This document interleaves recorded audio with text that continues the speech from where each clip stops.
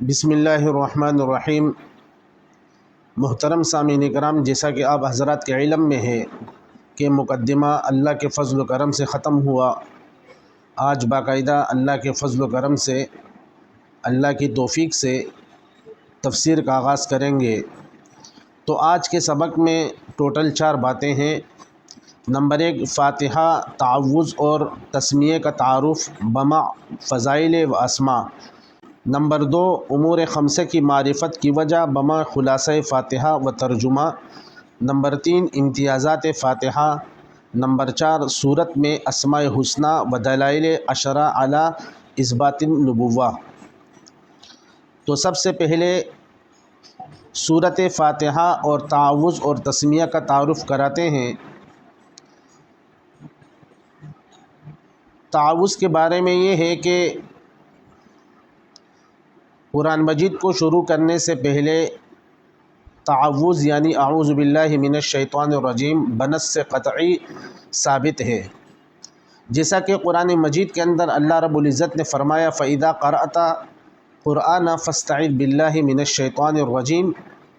تو یہاں پر فَاسْتَعِذْ امر کا صیغہ لایا ہے جو وجوب پر دلالت کرتا ہے، اور اس کی وجہ یہ ہے کہ جب انسان تلاوت شروع کرتا ہے تو شیطان دل میں وسوسے ڈالتا ہے، تو ان وسوسوں کو دور کرنے کے لیے تعوذ پڑھنی چاہیے تاکہ شیطان کی طرف سے کوئی وسوسے ہمارے دلوں میں نہ آئے۔ اس لیے کہ انسان کے 2 دشمن ہیں، ایک ظاہری دشمن ہے اور ایک باطنی دشمن۔ ظاہری دشمن سے نمٹنا آسان ہے بنسبت باطنی دشمن سے، اور وہ باطنی دشمن شیطان ہے۔ تو تعوذ جب ہم پڑھیں گے تو انشاءاللہ اللہ کے فضل و کرم سے شیطان ہمارے دلوں میں وسوسے نہ ڈالیں گے، اور نیز یہ بھی ہے کہ ہمارے نیکیاں ضائع نہ ہوں۔ جہاں تک تعلق ہے بسم اللہ کا، تو اس میں مختصراً عرض یہ ہے کہ آیا یہ قرآن اور سورت کا جز ہے یا نہیں۔ تو جہاں تک تعلق ہے سورۃ النمل کی آیت نمبر 30 کا انہ من سلیمان و انہ بسم اللہ الرحمن الرحیم، تو یہ بسم اللہ الرحمن الرحیم باتفاق فقہاء و محدثین یہ قرآن مجید کا جز ہے۔ جہاں تک تعلق ہے سورتوں کے شروع میں جو بسم اللہ ہے، آیا یہ سورت کا جز ہے یا نہیں، تو اس میں امام ابو حنیفہ رحمۃ اللہ علیہ فرماتے ہیں یہ قرآن کا تو جز ہے لیکن سورتوں کا جز نہیں ہے، اور یہ سورتوں میں بمنزل فصل کے لیے آیا ہوا ہے کہ یہ سورت اب اس سورت سے الگ ہے۔ اس کی دلیل یہ ہے کہ حضرت عبداللہ ابن عباس رضی اللہ تعالی عنہما فرماتے ہیں کہ نبی کریم صلی اللہ علیہ وسلم سورتوں کے درمیان فصل کو نہیں جانتے تھے، یہاں تک کہ آپ صلی اللہ علیہ وسلم پر بسم اللہ الرحمن الرحیم یہ نازل ہوئی، تو اس وجہ سے پھر آپ صلی اللہ علیہ وسلم فصل کو جانے لگے۔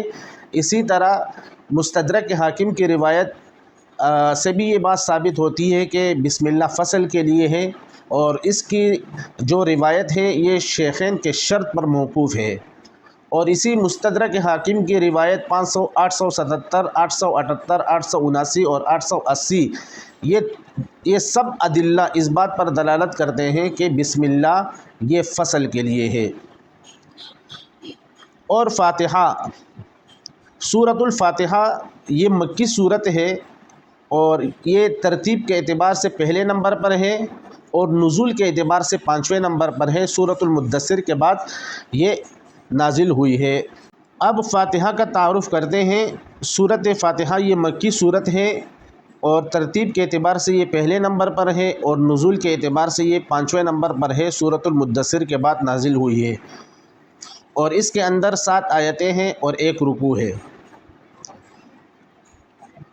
اور اس صورت کے فضائل بہت سارے ہیں، من جملہ ان میں سے چند کو ہم ذکر کرتے ہیں۔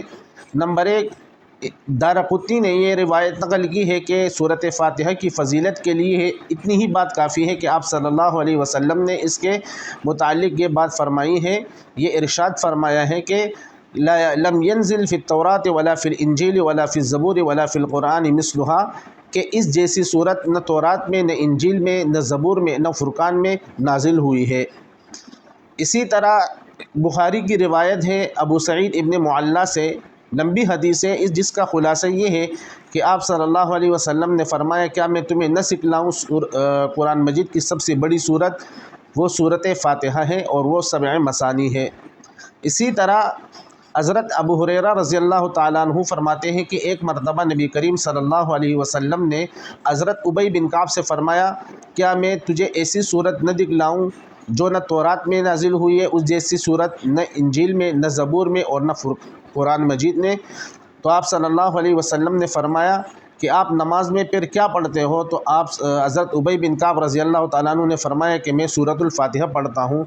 تو آپ صلی اللہ علیہ وسلم نے فرمایا کہ خدا کی قسم جس کے قبضے قدرت میں میری جان ہے، اس جیسی صورت نہ تورات میں نازل ہوئی ہے، نہ انجیل میں اور نہ زبور میں اور نہ قرآن مجید میں، اور میں اس مسجد سے، اس دروازے سے نکلنے سے پہلے یہ صورت میں آپ کو سکھلاؤں گا۔ اسی طرح امام بہقی نے شعب الایمان میں یہ روایت نقل کیا ہے کہ اللہ تبارک و تعالیٰ نے 104 کتابیں نازل فرمائیں۔ ان 104 کتابوں کے جو علوم ہیں، 4 کتابوں میں اللہ تبارک و تعالیٰ نے ودیت رکھی۔ نمبر 1 تورات میں، نمبر 2 انجیل میں، نمبر 3 زبور میں، نمبر 4 فرقان یعنی قرآن مجید میں۔ پھر ان 3 کتابوں کے علوم یعنی تورات، انجیل، زبور، ان کے علوم کو اللہ تبارک و تعالیٰ نے قرآن مجید میں بطور ودیت رکھا۔ پھر قرآن مجید کے اس علوم کو مفصل میں رکھا اور پھر مفصل کے بعد سورۃ فاتحہ میں رکھا۔ تو جو شخص سورۃ فاتحہ جانے گا تفسیر کے ساتھ تو گویا کہ اس نے ان تمام کتابوں کے علم جان لیا۔ یہ اس کے فضائل ہیں۔ اور امور خمسہ کی معرفت اور خلاصۂ سورۃ فاتحہ اور ترجمہ۔ ہر سورت کو شروع کرنے سے قبل 5 چیزوں کا جاننا ضروری ہے۔ نمبر 1 اس سورت کا ماقبل سورت کے ساتھ ربط کیا ہے۔ نمبر 2 اس سورت کا دعویٰ کیا ہے۔ نمبر 3 اس سورت کی تقسیم اپنے مضامین کی طرف کیسی ہے۔ اور نمبر 4 امتیازات سورت۔ اور نمبر 5 ترتیب نزولی اور ترتیب رتبی کے ساتھ مشکلات کا حل۔ تو اب ان میں سے ہر ایک کی وجہ بیان کرتے ہیں کہ ربط کا جاننا اس لیے ضروری ہے کہ یہ جانا جائے کہ اللہ تبارک و تعالیٰ کا کلام غیر مربوط نہیں ہے بلکہ مربوط ہے۔ اب اس کس طرح مربوط ہے تو اس کو جاننے کے لیے ربط کی ضرورت ہے، اور اس کو ربط کہا جاتا ہے تاکہ کلام الہی مربوط ہو جائے۔ اور سورت کا دعویٰ، اصل مقصود سورت کا دعویٰ ہے۔ اور دعویٰ کی تعریف ہم نے اصطلاحات میں یہ کی کہ سورت کا مرکزی مضمون ہوتا ہے جو باقی سورت کے لیے بمنزلہ محور کے ہوتا ہے، اور اس باقی سورت کی جو آیتیں ہیں ان کا تعلق اس دعوے کے ساتھ ہوتا ہے۔ تو اس کا جاننا بھی ضروری ہے، اس لیے کہ قرآن مجید کے اندر دلائل ذکر کیے جاتے ہیں۔ دلائل مقصود بالذات نہیں ہے۔ اگر کوئی دلیل پیش کرے تو اس کے بارے میں سوال کیا جائے گا بھائی آپ نے دلیل پیش کی ہے کس چیز کی اثبات کے لیے یا کس چیز کی نفی کے لیے؟ تو اس سے یہ بات معلوم ہو گئی کہ دلائل مقصود بالذات نہیں ہے۔ کچھ نہ کچھ مسئلہ، کس مسئلے کی بنیاد پر آپ دلیل پیش کرتے ہو وہ مسئلہ کیا ہے، تو وہ مسئلہ سورت کا دعویٰ ہوتا ہے۔ اسی طرح اگر سورت کے اندر بشارت آ جائے یا تخویف آ جائے، ڈرانا آ جائے یا خوشخبری آ جائے تو اس سے کہا جائے گا کہ بھائی آپ ڈرا رہے ہو، کس چیز سے ڈرا رہے ہو، کیا مسئلہ ہے، تو وہ مسئلہ سورت کا دعویٰ ہوتا ہے۔ اسی طرح آپ خوشخبری دے رہے ہو، بشارت دے رہے ہو، تو اس بشارت کی وجہ اگر کوئی پوچھے کہ آپ کس چیز کی وجہ سے خوشخبری دے رہے ہو تو وہ خوشخبری جس چیز کے بارے میں دی جا رہی ہے وہ سورت کا دعویٰ ہوتا ہے۔ تو اس سے یہ بات معلوم ہو گئی کہ اصل میں سورت کا دعویٰ ملحوظ خاطر ہوتا ہے۔ اس کے بعد امتیازات سورت، کہ امتیازات سورت کا جاننا بھی ضروری ہے تاکہ ایک سورت دوسرے سورت سے ممتاز ہو جائے۔ مثال کے طور پر سورت فاتحہ، اب یہ سورت بقرہ سے ممتاز کیوں ہے اور اس کا نام سورت فاتحہ ہے، اور بعد میں جو سورت ہے اس کا نام سورت بقرہ ہے، تو ان دونوں کے درمیان مابہل امتیاز کیا ہے؟ اور وہ امتیازات سورت ہیں جس کی وجہ سے ایک سورت دوسری سورت سے ممتاز ہو جاتی ہے۔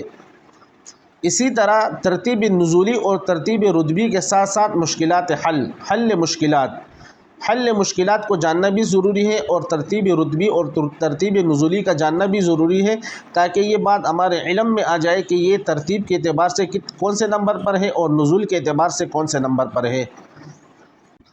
اب ترجمہ۔ اعوذ باللہ من الشیطان الرجیم، میں پناہ مانگتا ہوں شیطان مردود سے اللہ کا نام لے کر۔ بسم اللہ الرحمن الرحیم، شروع کرتا ہوں اللہ کے نام سے جو بڑا مہربان نہایت رحم کرنے والی ذات ہے۔ بسم اللہ الرحمن الرحیم جب ہم نے کہا تو اس میں بسم اللہ والعزیٰ کا رد ہے۔ جب مشرکین کسی کام کو شروع کرتے تو وہ لات اور عزیٰ کا نام لیتے، تو بسم اللہ الرحمن الرحیم جب ہم نے کہا اللہ کا نام لیا تو اس پر رد ہے لات اور عزیٰ کے نام پر، اس لیے کہ حضرت علی رضی اللہ تعالیٰ عنہ فرماتے ہیں کہ بسم اللہ الرحمن الرحیم میں مشرکین پر رد ہے، کیونکہ وہ لوگ اپنے کاموں کو جب شروع کرتے تھے تو لات اور عزیٰ کا نام لیتے تھے۔ اور یہاں پر بسم اللہ الرحمن الرحیم کے اندر جو با ہے اس میں 3 قول ہے، یا یہ ہے کہ یہ با مصاحبت کے لیے ہے، مطلب یہ ہے کہ اللہ کے نام کے ساتھ، یا یہ ہے کہ یہ با استعانت کے لیے ہے، یعنی بسم اللہ اللہ کے نام کی مدد سے، یا یہ با تبرک کے لیے ہے، یعنی اللہ کے نام کی برکت سے۔ اور حضرت علی رضی اللہ تعالیٰ عنہ فرماتے ہیں کہ بسم اللہ یہ متعلق ہے اور اس کا متعلق استعین یہ محذوف ہے، اور متعلق یہاں پر استعین ہے، اس کا مقام تو پہلے ہے لیکن اس کو مؤخر کیا اور بسم اللہ کو مقدم کیا۔ تو جب بسم اللہ کو مقدم کیا اور اللہ کو استعین کو مؤخر کیا تو یہ التقدیم ما حقہ التاخیر یفید الحصر والاختصاص کے قبیل سے ہے۔ جس کا حق مقدم ہوتا ہے اس کو اگر مؤخر کیا جائے، یا جس کا حق مؤخر ہوتا ہے اس کو اگر مقدم کیا جائے تو وہ حصر اور تخصیص کا فائدہ دیتا ہے۔ تو مطلب یہ ہے کہ اللہ ہی کے نام سے میں مدد مانگتا ہوں جو مہربان، جو بڑا مہربان اور نہایت رحم کرنے والی ذات ہے۔ الحمدللہ رب العالمین، تمام تعریفیں اس اللہ تعالیٰ کے لیے ہیں، رب العالمین جو تمام جہانوں کا پالنے والا ہے۔ عالم کہا جاتا ہے ما سوی اللہ، اللہ کے علاوہ، اللہ کے علاوہ جتنی بھی چیزیں ہیں وہ عالم ہے۔ تو اصل میں یہاں پر یہ قولو لفظ محذوف ہے، قولو کا صیغہ محذوف ہے، یعنی تم اس طرح کہو، جب اللہ تعالیٰ کی تعریف کرو گے تو اس طرح تعریف کرو۔ الحمدللہ تمام تعریفیں اس اللہ تعالیٰ کے لیے ہے، رب العالمین کیوں؟ الحمدللہ یہ دعویٰ ہے کہ تمام تعریفیں اللہ کے لیے ہے، تمام صفات الوہیت اللہ کے لیے ہے، کیوں؟ نمبر 1 دلیل نمبر 1 رب العالمین جو تمام جہانوں کا پالنے والا ہے۔ نمبر 2 الرحمن جو مہربان ہے، نہایت رحم کرنے والی ذات ہے۔ الرحیم جو بے حد مہربان نہایت رحم کرنے والی ذات ہے۔ رب العالمین میں احسانات سابقہ کی طرف اشارہ ہے، اور الرحمن میں احسانات حالیہ کی طرف اشارہ ہے، احسانات مستقبلہ کی طرف اشارہ ہے۔ مالک یوم الدین مالک ہے روز جزا کا۔ اب یہ الدلائل الاربعۃ العقلیۃ بالحمد ہے۔ مالک یوم الدین مالک ہے روز جزا کا، یعنی جزا و سزا کے دن کا مراد قیامت کا دن ہے۔ اب ایاک نعبد و ایاک نستعین جب ادلہ اربعہ سے ثابت ہوا کہ تمام صفات الوہیت اللہ ہی کے لیے ہے تو پھر عبادت کا مستحق بھی اللہ، اور اس کے ساتھ ساتھ استعانت بھی اللہ کی ذات سے مانگنا، تو اسی کو کہتے ہیں ثمرہ دلائل اور نتیجۃ الحمد، اور وہ ہے العمل، اور عمل ایاک نعبد عبادت سے ہے۔ ایاک نعبد ہم خاص تیرے ہی عبادت کرتے ہیں، و ایاک نستعین اور خاص تجھ ہی سے مدد مانگتے ہیں۔ اہدنا الصراط المستقیم دکھلا دے ہمیں راستہ سیدھا، صراط الذین راستہ ان لوگوں کا انعمت علیہم جن پر آپ نے انعام کیا ہے، اولئک الذین انعم اللہ علیہم من النبیین والصدیقین والشہداء والصالحین، یہ مراد ہے۔ غیر المغضوب علیہم نہ ان لوگوں کا راستہ کہ جن پر غضب ہوا ہے، ولا الضالین اور نہ گمراہ لوگوں کا راستہ۔ اب اس صورت کے اسماء، اس صورت کے 22 اسماء ہیں، 22 نام ہیں، اور ایک قاعدہ مشہور ہے کہ کثرت الاسامی تدل علی شرف المسمى، کہ ناموں کی کثرت اور زیادتی یہ مسمى کی شرف پر دال ہے۔ مثال کے طور پر ایک آدمی ہو، اس کو کہا جائے ھذا رجل عالم، وحافظ وقارئ، جتنی صفات لگا دیا جائے اس صفات کی وجہ سے یہ آدمی ممتاز ہوگا۔ تو اس کے اسماء 22 ہے، 22 نام ہیں سورۃ الفاتحہ کے، جس کو میں نے درج کیا ہے حاشیہ میں، اور یہ عنقود الجمان میں یہ بات لکھی ہے۔ وہ یہ ہے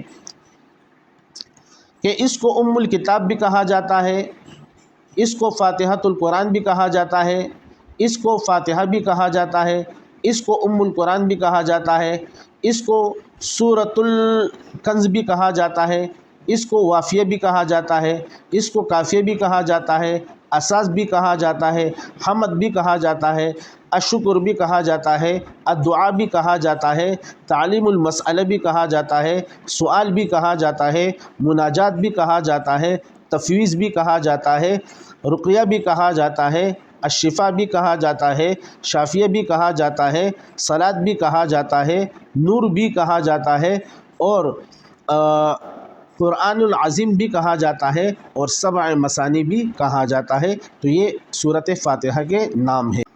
امتیازات سورۃ فاتحہ 11 ہیں، امتیازات سورۃ فاتحہ 11 ہے، آج 11 پڑھیں گے، اور انشاءاللہ پھر لطائف علمیہ کے تحت اس کو پھر بالتفصیل پڑھیں گے۔ وہ یہ ہے، الحمدللہ نمبر 1، الحمدللہ اس میں رد ہے تمام مشرکوں پر، تمام ان مشرکوں پر رد ہے جو صفات الوہیت اللہ کے لیے خاص نہیں مانتے ہیں بلکہ غیر اللہ کے لیے بھی مانتے ہیں۔ تو جب ہم نے الحمدللہ کہا تو تمام صفات الوہیت اللہ کے لیے ثابت ہوا اور غیر اللہ سے اس کی نفی ہو گئی۔ تو الحمدللہ میں رد ہے مشرکین پر جو صفات کو اللہ تعالیٰ کے لیے خاص نہیں مانتے ہیں، اور رب العالمین میں رد ہے دہریہ پر جو کہتے ہیں کہ اس نظام کو چلانے والا کوئی نہیں، یہ کائنات نظام خود بخود چل رہا ہے۔ اسی طرح العالمین میں مجوس پر رد ہے جو کہتے ہیں کہ اللہ تبارک و تعالیٰ یہ صرف انسانوں کا رب ہے، حیوانات کا نہیں۔ تو کہ میں نے عالمین کی تعریف کی کہ ما سوی اللہ، اللہ کے علاوہ جتنے بھی چیزیں ہیں اس پر عالم کا اطلاق کیا جاتا ہے۔ تو یہ مجوس پر رد ہے جو کہتے ہیں کہ اللہ تبارک و تعالی حیوانات کا رب نہیں ہے۔ الرحمن الرحیم اس میں رد ہے مشرکین فی البرکت پر، وہ کہتے ہیں کہ برکت دہندہ اللہ کے علاوہ ہے۔ تو الرحمن الرحیم لا یہ اس بات پر دال ہے کہ برکت دینے والی ذات اللہ رب العزت ہے۔ مالک یوم الدین اس میں رد ہے منکرین قیامت پر جو قیامت کے منکر ہے۔ اسی طرح ایاک نعبد اس میں رد ہے جبریہ پر جو کہتے ہیں کہ انسان مجبور محض ہے، تو اللہ تبارک و تعالیٰ نے عبد فعل کی نسبت انسان کی طرف کی کہ جس سے یہ بات معلوم ہو گئی کہ انسان مجبور محض نہیں ہے۔ اسی طرح نستعین میں معتزلہ اور قدریہ پر رد ہے جو کہتے ہیں کہ انسان اپنے افعال کے خود خالق اور اپنے افعال کے خود مالک ہے، تو اس طرح نہیں ہے۔ نستعین یعنی مستعان اللہ کی ذات ہے، تو گویا کہ اللہ رب العزت سے مدد مانگی جا رہی ہے، تو جو مدد مانگتا ہے وہ خالق نہیں ہوتا ہے، اور انسان اللہ تبارک و تعالیٰ سے مدد مانگتا ہے۔ کہتے ہیں کہ وَإِيَّاكَ نَسْتَعِينُ ہم خاص تجھ ہی سے مدد مانگتے ہیں، تو یہ خالق افعال اور کاسب افعال کیسے ہوئے؟ اسی طرح مرجئہ پر بھی رد ہے۔ مرجئہ پر اس طور پر رد ہے کہ وہ کہتے ہیں کہ جب انسان ایمان لے کر آئے تو ایمان لانے کے بعد عمل کی کوئی ضرورت نہیں ہے۔ تو اللہ تبارک و تعالیٰ نے فرمایا ایاک نعبد و ایاک نستعین، ہم خاص تیرے ہی عبادت کرتے ہیں اور خاص تجھ ہی سے مدد مانگتے ہیں۔ مطلب یہ ہے کہ ایمان کے بعد عمل بھی کیا جائے گا وگرنہ نہیں۔ اسی طرح صراط مستقیم میں بدعتیوں پر رد ہے کہ جو لوگ صراط مستقیم کو چھوڑتے ہیں اور اپنی طرف سے من گھڑت باتیں نکالتے ہیں اور جس کی وجہ سے وہ راہ راست سے بھٹک جاتے ہیں، ان پر رد ہے۔ اسی طرح انعمت علیہم میں رد ہے منکرین انبیاء پر اور روافض پر کہ جو نبوت نہیں مانتے ہیں اور صحابیت کو نہیں مانتے ہیں، اس آیت سے اولئک الذین انعم اللہ علیہم من النبیین والصدیقین، نبیین آ گئے انعمت میں، اور اسی طرح صدیقین سے مراد حضرت ابوبکر صدیق رضی اللہ تعالیٰ عنہ ہے، تو اس پر جو ہے نا رد ہوا۔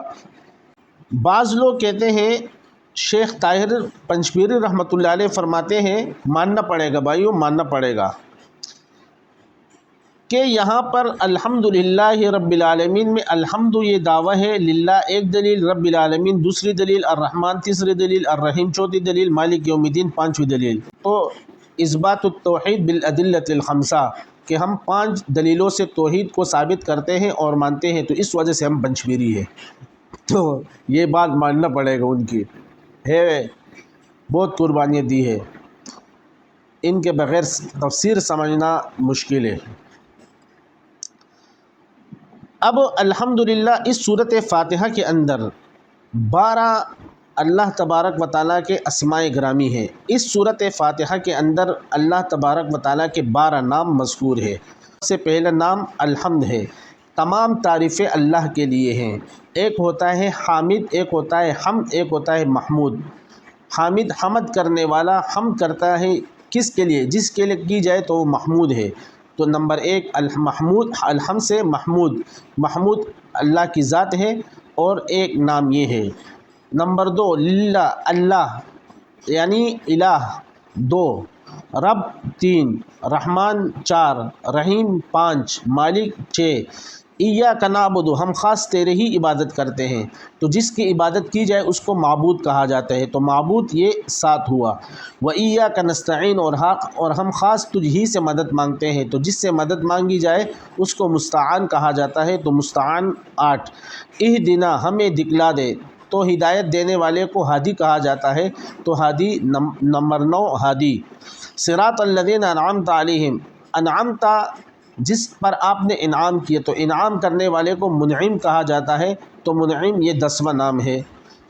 غیر المغضوب علیہم ولا الضالین، اس میں جو یغضب ہے ایک، اور ایک یرضا ہے، یہ اللہ تعالیٰ کے نام ہیں، اور یہ ٹوٹل 12 نام ہیں جو میں نے آپ کے سامنے بیان کیا۔